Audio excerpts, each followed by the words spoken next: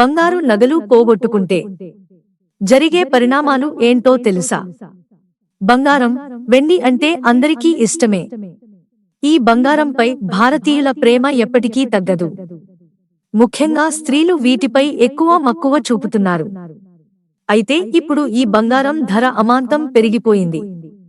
కాబట్టి కొనడం కష్టమని, ఆపై దానిని సునాయాసంగా నిర్వహించడం చాలా కష్టమని చెప్పవచ్చు. దానిని చాలా సురక్షితంగా ఉంచుతాము. కానీ కొన్నిసార్లు ప్రమాదవశాత్తు బంగారం పోతుంది. సాధారణంగా బంగారం కోల్పోవడం చాలా బాధాకరం. మన జీవితంలో బంగారానికి చాలా ముఖ్యమైన స్థానం ఉంది.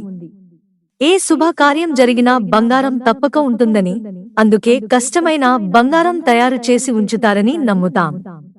బంగారు వస్తువును పోగొట్టుకోవడం ఆర్థిక నష్టానికి దారితీస్తుంది. అయితే మత గ్రంథాల ప్రకారం ఇది చెడ్డ శకునంగా పరిగణించబడుతుంది. అవును, జ్యోతిష్యం ప్రకారం బంగారం పోతే అశుభ ఫలితాలు అనుభవించాల్సిందే. దీనివల్ల రాబోయే రోజుల్లో జీవితంలో చాలా ఇబ్బందులు ఎదుర్కోవాల్సి వస్తుందని కూడా అంటున్నారు.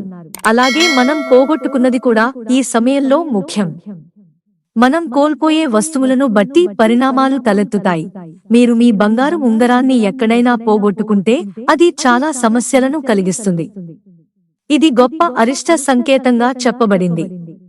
మీరు బంగారు ఉంగరాలను పోగొట్టుకుంటే మీరు ఆరోగ్య సమస్యలను ఎదుర్కొనే అవకాశం ఉందని అర్థం. కాబట్టి ప్రతిదీ చాలా జాగ్రత్తగా నిర్వహించడం ముఖ్యం. మీ ముక్కు లేదా చెవి ఆభరణాలను కోల్పోవడం కూడా చెడ్డ సంకేతంగా చెప్పబడింది. ఇది జరగబోయే చెడుకు సంకేతం. అదే సమయంలో ముక్కు ఉంగరం పోతే మీరు సమాజంలో అవమానాన్ని ఎదుర్కోవలసి ఉంటుంది. ఈ ఆభరణాలను పోగొట్టుకోవడం అంటే మీరు త్వరలో చెడు వార్తలను వింటారని అర్థం. మేము కొన్నిసార్లు బంగారు ప్రమాణాన్ని కోల్పోతాము. ఇలా సారాన్ని కోల్పోతే దానికో అర్థం కూడా ఉంటుంది.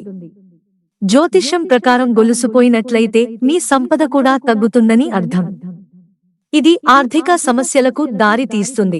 కాబట్టి మీరు నష్టపోతే మీరు ఆర్థిక సమస్యలను కూడా ఎదుర్కొనే అవకాశం ఉంది. అసలు బంగారం పోవడమే కాదు, కలలో కూడా ఇలాగే బంగారు ఆభరణాలు పోగొట్టుకోవడం చూస్తే అశుభ సూచకంగా చెబుతారు. వ్యాపారం లేదా ఉద్యోగంలో శత్రువులు మిమ్మల్ని ఏదో ఒక కుట్రలో ఇరికించి ఇబ్బంది పెడతారు.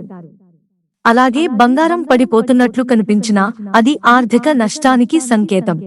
అలాగే కంకణాన్ని పోగొట్టుకుంటే చాలా సమస్యలను ఎదుర్కొంటాం. దీంతో అప్పుల ఊబిలో కూరుకుపోయే అవకాశం ఉంది. బంగారమే కాదు, వెండిని కూడా పోగొట్టుకోకూడదు. చీలమండను కోల్పోవడం అనేది తక్కువ సామాజిక ప్రతిష్టకు సూచన. కాబట్టి అన్ని విషయాలను జాగ్రత్తగా చూసుకోవాలి. మిత్రులారా, ఛానల్ సబ్స్క్రైబ్ చేసుకోవడం మర్చిపోకండి. ధన్యవాదాలు.